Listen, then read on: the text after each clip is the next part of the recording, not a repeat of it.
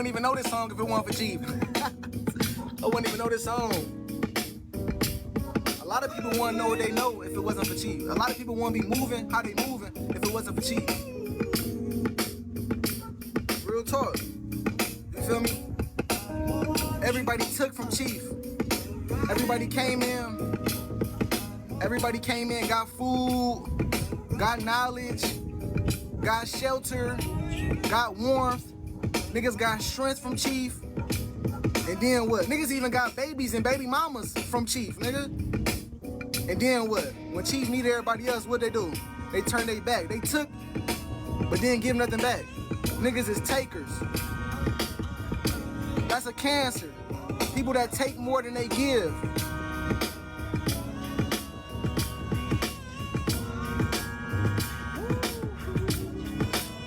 Facts. I listened for Chief for 4-5 years before I came into his personal life. I made sure that I'm gonna have something to offer. I wasn't gonna show up in nobody's life if I'm not of value to nobody. I'm not gonna get online if I'm not of value to y'all. Pyramid. Peace to all the guys and the goddesses in the room. It's a hot day. It's a hot one.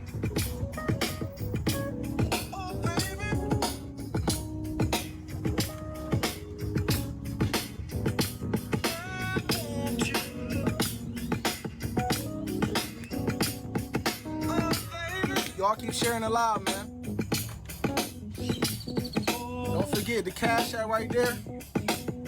Y'all can send y'all Cash App, send gifts. We still collecting for Chief. Facts.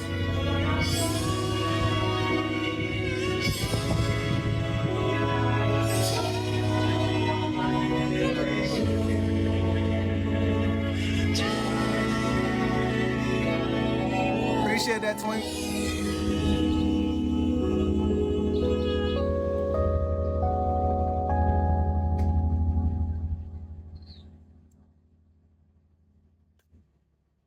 With that being said,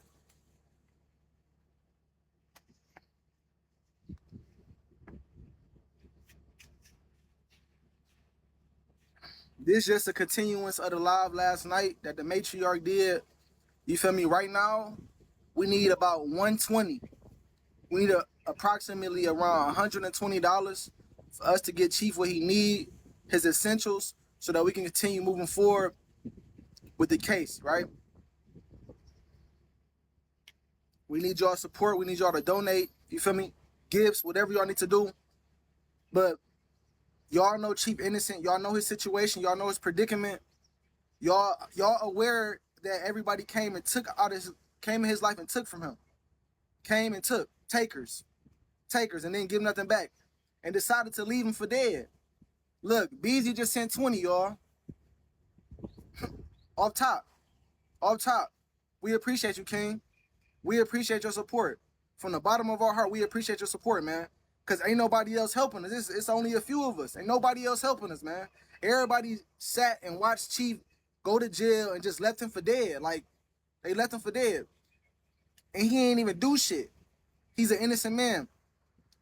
So with that being said, I want to show y'all what's going on in the psychology of the melanated family. What's going on with black men and black women. I want to show y'all, and I'm going to read. You feel me? I'm going to read to y'all today. I don't feel like doing too much talking, but I'm going to read to y'all.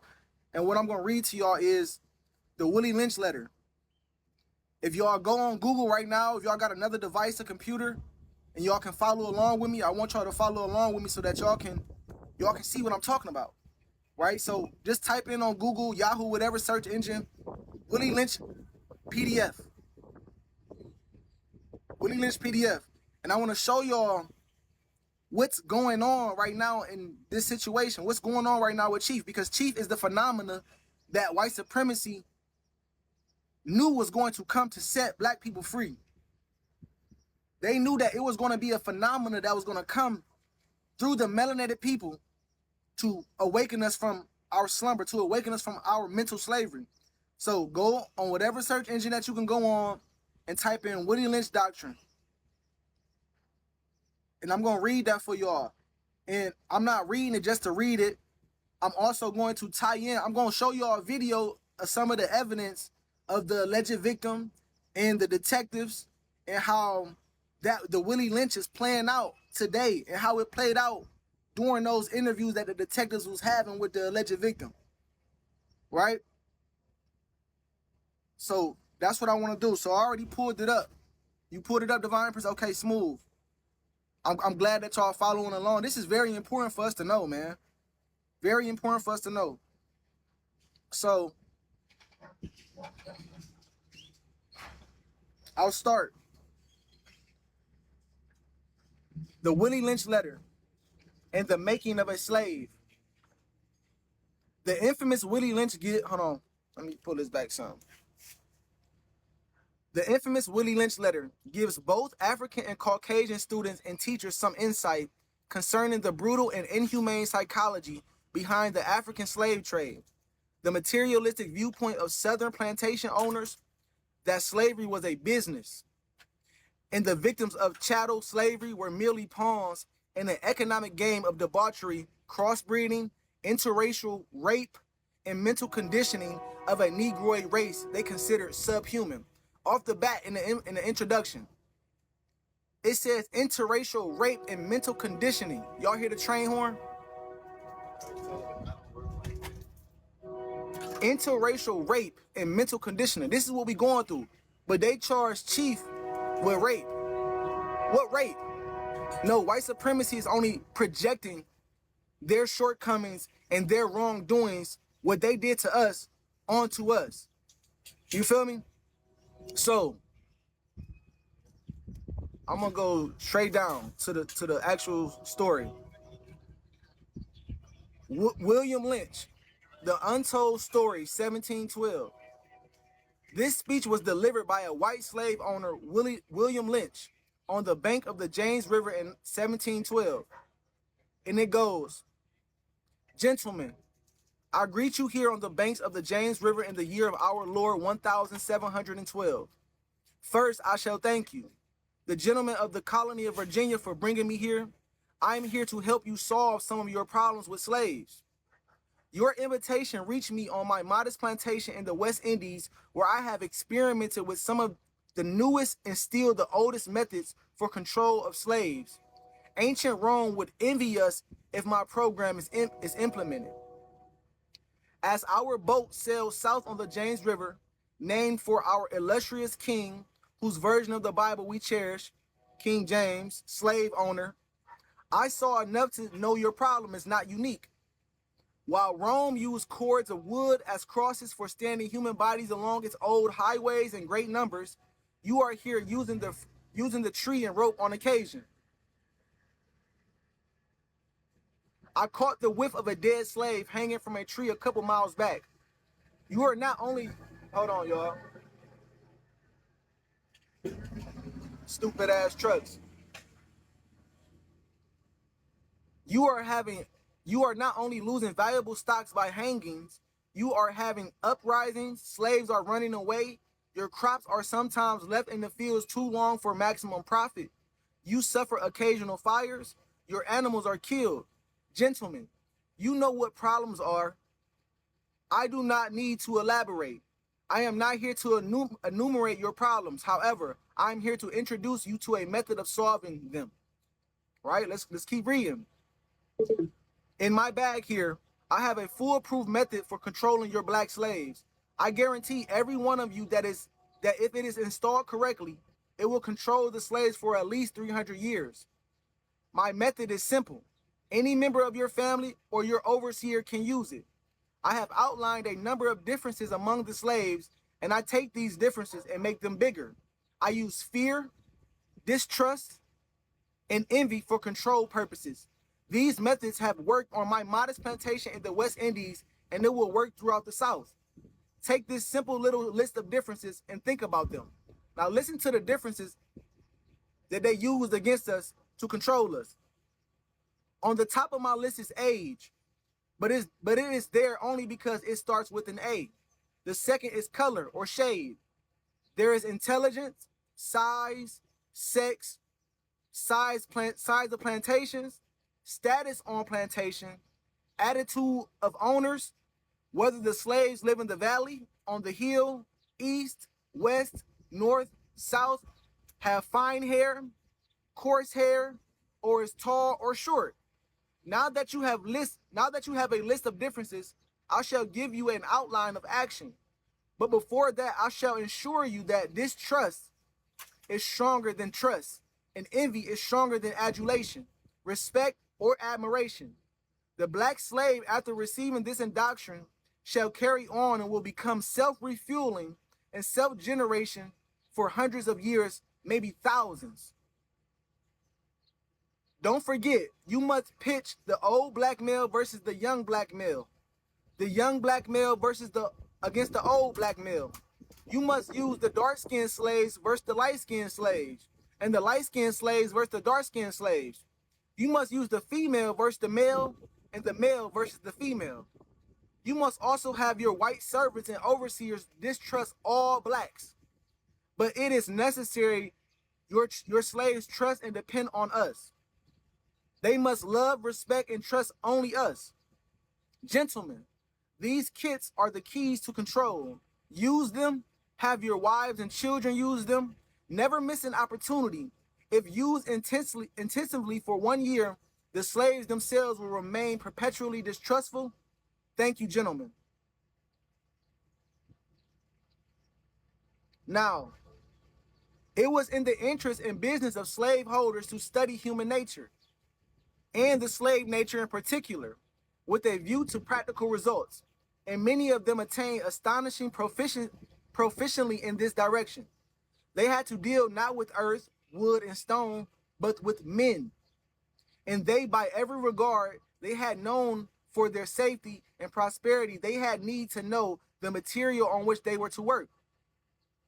Conscious of the injustice and wrong they were every hour perpetuating, and knowing what they themselves would do were they were the victims of such wrong, they were constantly looking for the first signs of dread retribution. They watched, therefore, with skilled and practiced eyes, and learned to read with great accuracy the state of mind and heart of the slave through his sable face, unusual sobriety, apparent abstraction, sullenness, and indifference. Indeed, any mood of the common way afforded ground for suspicion and inquiry. Let's make a slave. What do I need? First of all, we need a black nigger male, a pregnant nigger woman, and her baby nigger boy. Second, I will use the same basic principle that we use in the breaking of a horse, combined with some sustaining factors. When we do it with horse, we break them from one form of life to another. That is, we reduce them from their natural state in nature, whereas nature provides them with the natural capacity to take care of their needs and the needs of their offspring. We break that natural string of independence from them and thereby create a dependency state so that we may be able to get from them useful production for our business and pleasure. For fear that our future generations may not understand the principles of breaking both horse and man, we lay down the art. For if we are to sustain our basic economy, we must break and tie both the beasts together, the nigger and the horse. We understand that short-range planning in economics results in periodic chaos, so that to avoid turmoil in the economy, it requires us to have breadth and depth and long-range comprehensive planning, articulation, both skills, and sharp perception. We lay down the following principles for long-range comprehensive economic planning. Now listen to these. 1, both horse and nigger are no good to the economy in their wild or natural state. This is why they took us from our natural environment and put us inside of this system. 2, both must be broken and tied together for orderly production. 3, for the orderly future, special and particular attention must be paid to the female and the young offspring. So they pay close attention, particularly to the woman, the black woman, and the black children. 4, both must be crossbred to produce a variety in division of labor. Both must be taught to respond to a particular new language. 6, Psychological instruction of containment must be created for both. We hold the above 6 cardinal principles as true to be self-evident based on the following discourse concerning the economics of breaking and tying the horse and the nigger together, all inclusive of the 6 principles laid down above. Accordingly, both a wild horse and a wild or natural nigger is dangerous even if captured, for they will have a tendency to seek their customary freedom, and in doing so might kill you in your sleep. You cannot rest. They sleep while you are awake and are awake while you are asleep. They are dangerous near the family. They are dangerous near the family house, and it requires too much labor to watch them away from the house. Above all, you cannot get them to work in the natural state. Hence, both the horse and the nigger must be broken, that is, break them from one form of mental life to another. Keep the body and take the mind. In other words, break the will to resist. Now, the breaking process is the same for both the horse and the nigger, only slightly varying in degrees. But as we said before, there is an art in long-range economic planning. You must keep your eye and thoughts on the female and the offspring of the horse and the nigger. A brief discourse in offspring development, a brief discourse in offspring development will shed light on the key to sound economic principles. Pay little attention to the generation of original breaking, but concentrate on future generations. Therefore, if you break the female mother, she will break the offspring in its early years of development, and when the offspring is old enough to work, she will deliver it up to you, for her normal female protective tendencies will have been lost in the original breaking process. For example, take the case of the wild stud horse. A female horse and an already infant horse, and compare the breaking process with 2 nigger males in their natural state. A pregnant nigger woman and her infant offspring. Take the stud horse, break him for limited containment. Completely break the female horse until she becomes very gentle, whereas you or anybody can ride her in comfort. Breed the mare in the stud until you have the desired offspring. Then you can turn the stud to freedom until you need him again. Train the female horse whereby she will eat out of your hand, and she will in turn train the infant horse to eat out of your hand also. When it comes to break the uncivilized nigger, use the same process but vary in degree, and step up the pressure so as to do a complete reversal of the mind. Appreciate all the gifts that y'all send in reflection. We love you all, man. I love myself. Take the meanest, now listen, this is what they doing, y'all. Take the meanest and most restless nigger. They not talking about the meanest and most restless. What they really mean is the alpha of the pack, the most intelligent, the king, the chief of the tribe. So take the chief of the tribe, strip him of his clothes in front of the remaining male niggers. The female, the nigger infant, tar and feather him. Tie each leg to a different horse in opposite directions. Set him fire and beat both horses to pull him apart in front of the, man, this shit, I'm getting emotional. Hold on, y'all.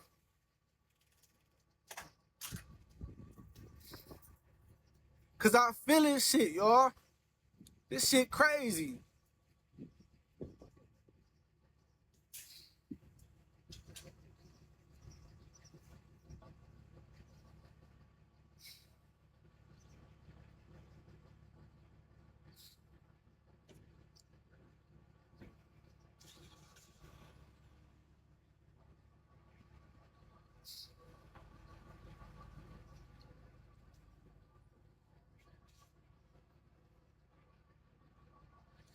I stopped smoking weed, y'all, so I got all type of emotions coming through, y'all. Don't mind me, man. Free 3, man. 3 is free. Listen, y'all, they said the next step, no, set him fire and beat both horses to pull him apart in front of the remaining niggers. The next step is to take a bullwhip and beat the remaining nigger male to the point of death in front of the female and the infant.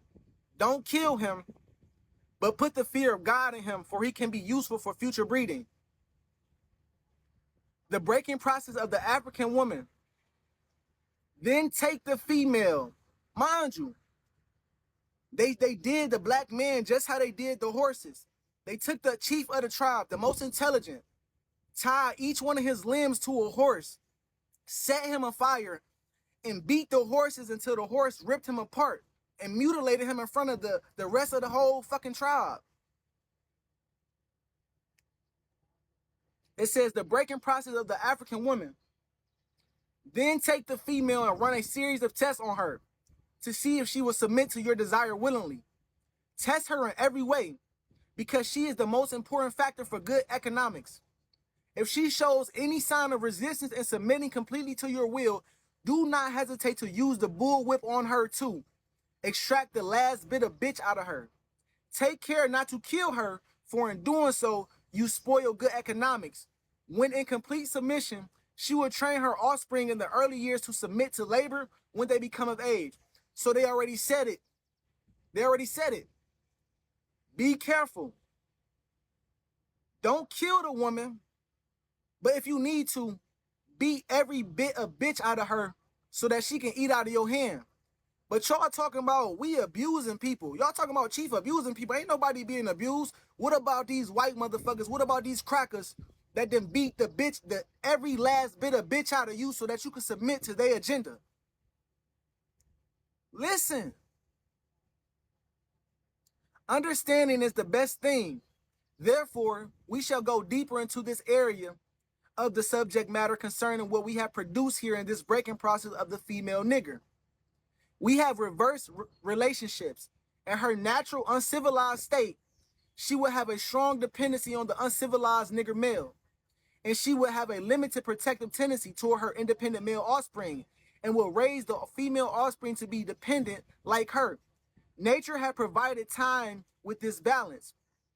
We reserve nature by burning and pulling one civilized nigger apart and bull whipping the other to the point of death, all in her presence. By her being left alone, unprotected, with the male image destroyed, the ordeal caused her to move from her psychological dependent state to a frozen independent state. In this frozen psychological state of independence, she will raise her male and female offspring in reverse roles. For fear of the young man's life, she will psychologically train him to be mentally weak, independent, but physically strong.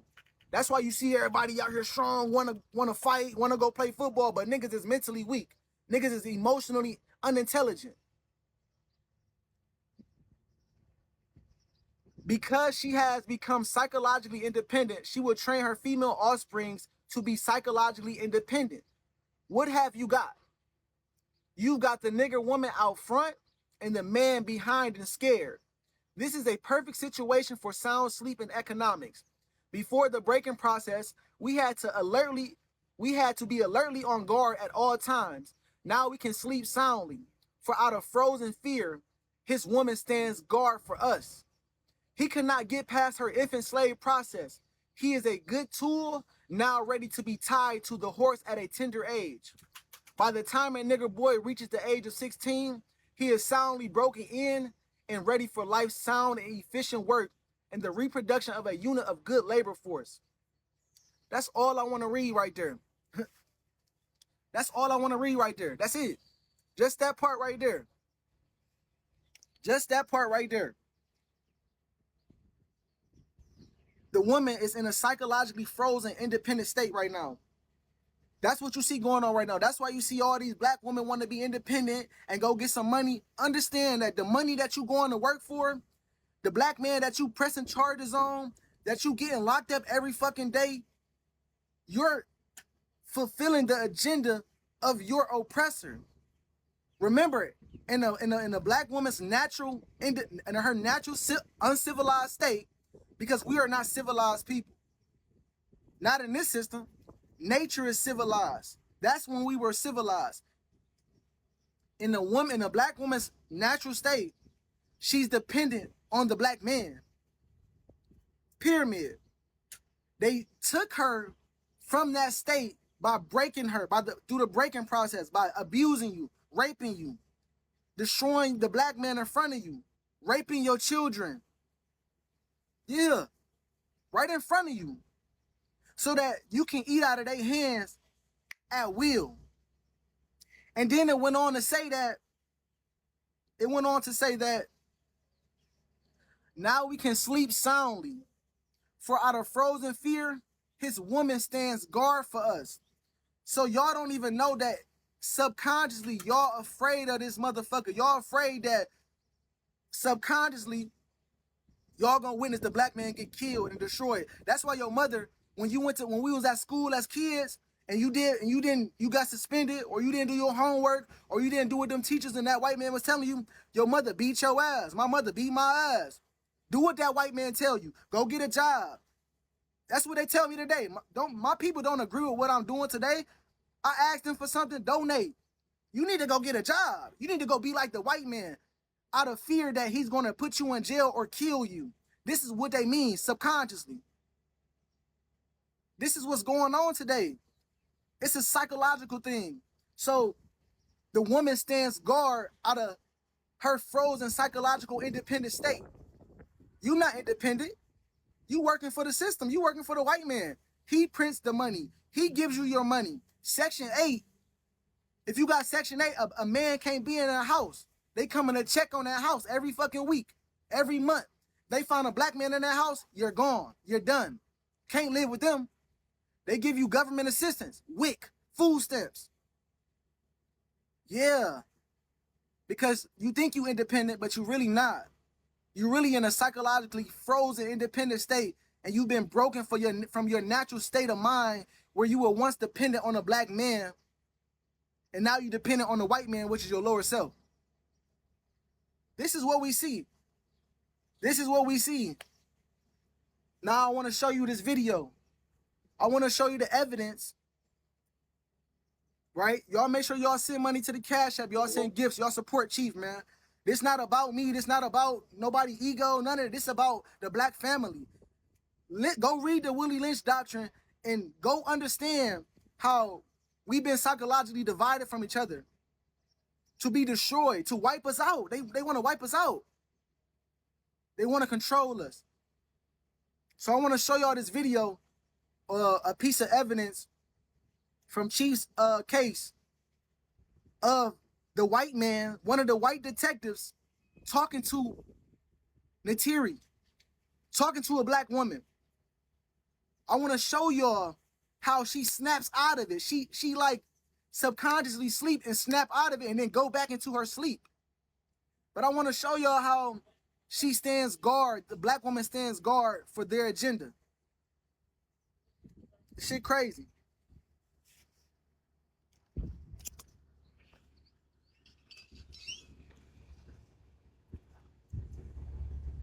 I think we got a pretty good case here.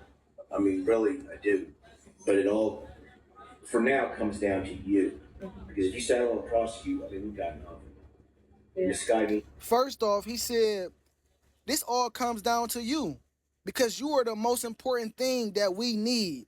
We need you, black woman. We need the female nigger to be on our side so that we can destroy and keep the black man down and keep him oppressed. Listen to what he said. And remember, this is a white man talking to her. It's a white woman with him, but this is a white man talking to her. This is the devil talking to her. I think we've got a pretty good case here. I mean, really, I do. But it all, for now, comes down to you. Because if you settle and prosecute, I mean, we've got nothing.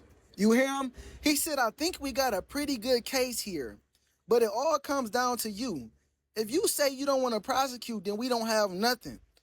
So how the fuck do y'all got a good case? How do y'all have a good case if without her lying, y'all don't got nothing?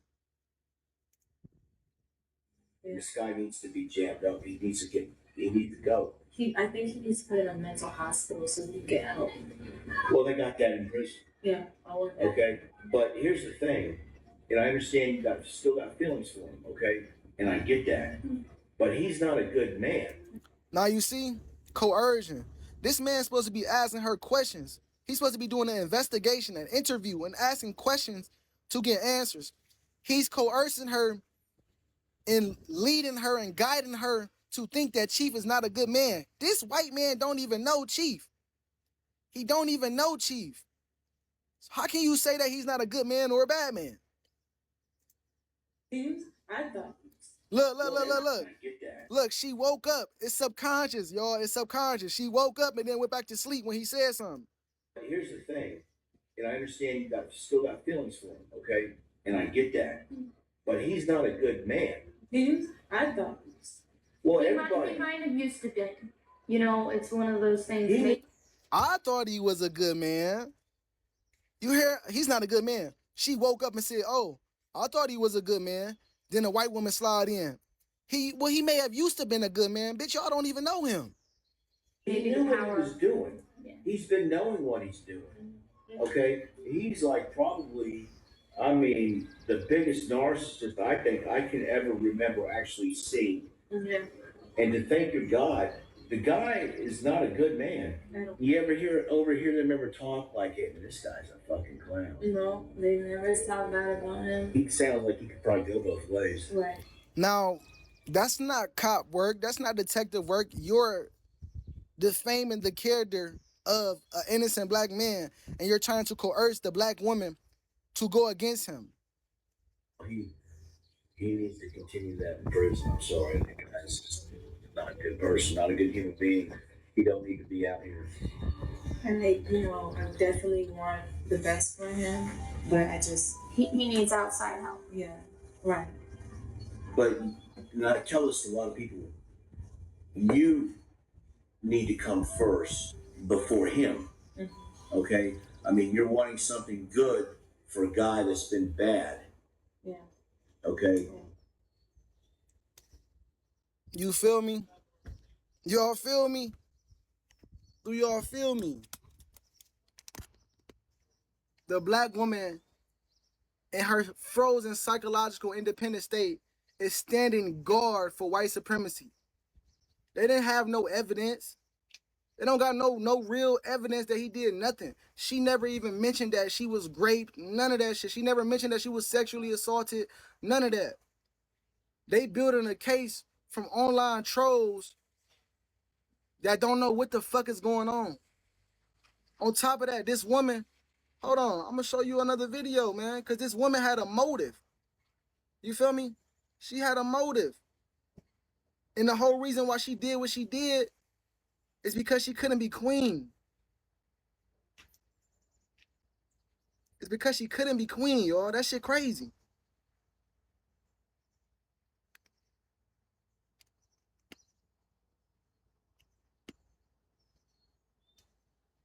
The reason why the alleged victim left is because she couldn't be Mr. Bishop's queen. This is also why she's pressing false charges on Mr. Bishop, because she didn't receive the same love and passion that Mr. Bishop gave his queen. This video will be exposing that motive, starting with the queen pageant. Will it be the Terry or will it be Maria? Who will be our queen? In the next clip, the alleged victim explains she left because she couldn't be queen. Listen, y'all. And one of the reasons why I left is because y'all don't know, when he was trying to do the queen thing, there wasn't going to be a new queen. It was all an act. At first it wasn't. I'm thinking that I actually have a chance to like prove that, okay, well, I can definitely, take the queen thing and really do something positive with the cult. But nah, he was like, it was never gonna be that way. He said that it's going to be Queen Malia, queen, Queen Malia, queen. She's gonna remain the queen after the court thing. Y'all hear? Cause you can't be queen. You can't be the top woman in Chief's life. But look at what you done went and did in public. You done went and tried to humiliate Chief in public multiple times, but you think that you're gonna be queen. Come on, man. I'm gonna be her servant, meaning I'm gonna be her caddy. I do everything for her, and for a day or two I was that. I was her servant.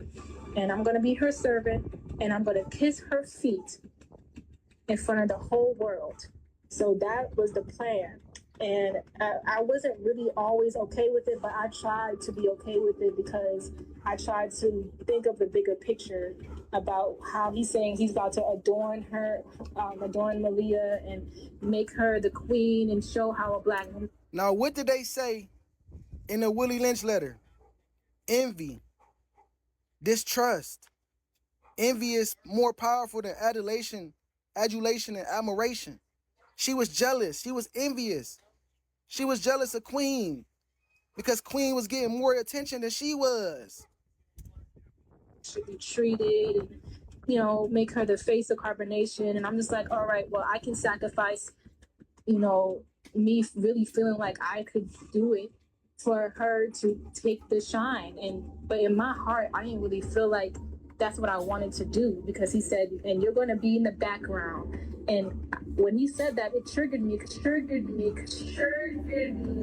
You see, triggered me. That shit triggered her. That's her. That was it right there. That was the icing on the cake. She was triggered and couldn't fight her fucking demons and her shadows and her envy and her jealousy. And she decided to do what she did. She decided to team up with the white man and lie on Chief. Like, I'm not made to be in the background, yo. I know that about myself. I'm not made to be behind nobody. I shine really bright. He wanted me to dress her up every day, you know, with the fashion that I got, all the clothes that I brought. Wanted me to do everything for her. Anything that she wanted, I was supposed to do for her. And when I really thought about it, after seeing that they didn't really respect me or cared for me at all, they just said, "Oh, you just brought the fashion," Amanda, without even recognizing that that's not all I understand that too. Our own people did. I got something for that too. I realized that you clearly seeing that it was a black woman that helped the white man convict Chief of something that he didn't do. They don't love me. Like, I really love them, and I want to go. That's so real, at this Amanda. Point, I'm more hurt than but y'all is a part of it, Amanda. Don't try to get it. Y'all can't get out of this either, motherfucker.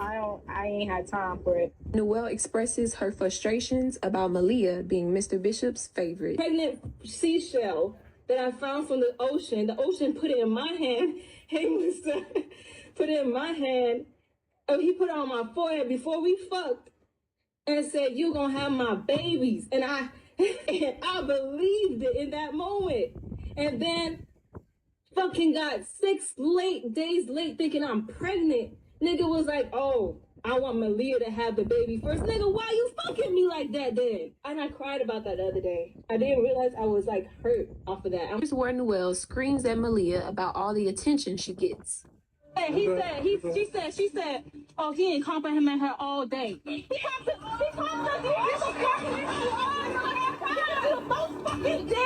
do most fucking attention. He is fucking disrespectful, bro.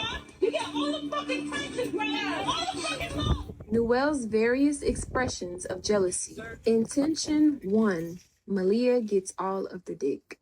2, Malia gets all of the attention. And 3, Malia gets all of the love. Noelle is constantly comparing her and Malia's sexual relationship with Mr. Bishop. Here's where she mentions it. Chat with the cornerstone plumbing work with Atlas Gas. Okay.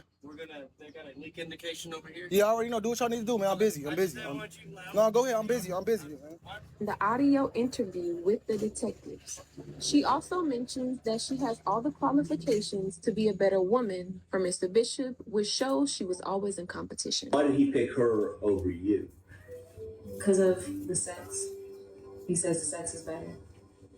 Even though I have all the qualifications for to be a better woman for him, he says the sex is better. So, like sex. What would he call you to him? He once said, "I am his concubine." Mm-hmm.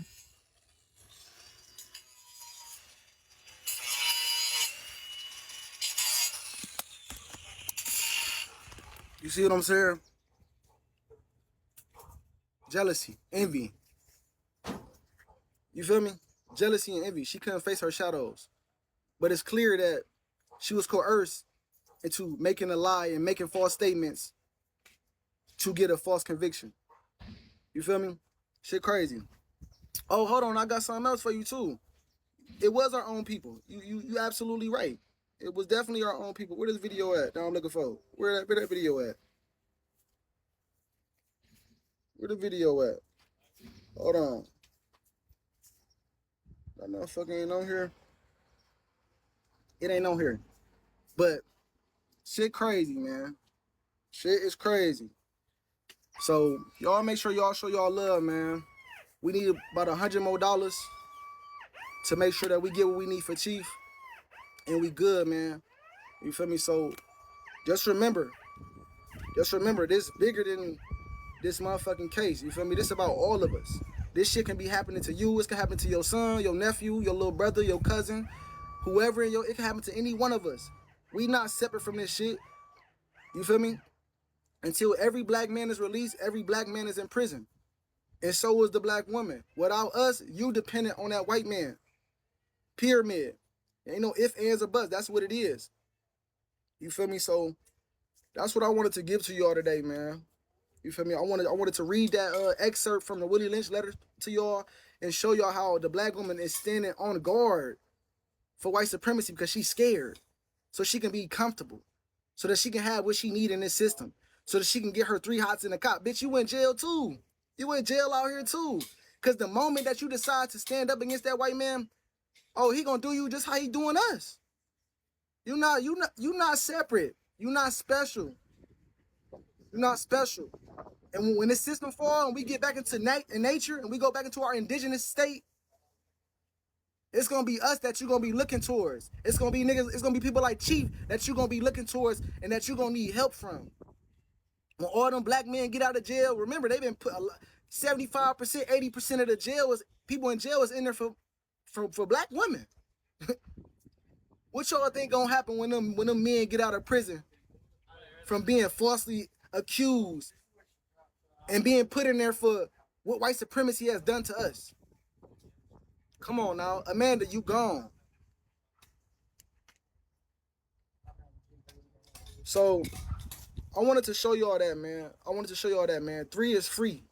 3 is free. He on the way home. This is the year. This is your time to support. This is your time to stand up for something because you standing up for white supremacy. That ain't about nothing. That will not sustain itself because it's based on a lie. This system is built on a lie. A lie can never sustain itself. It's always going to crumble. It's always going to crumble. Always. You feel me?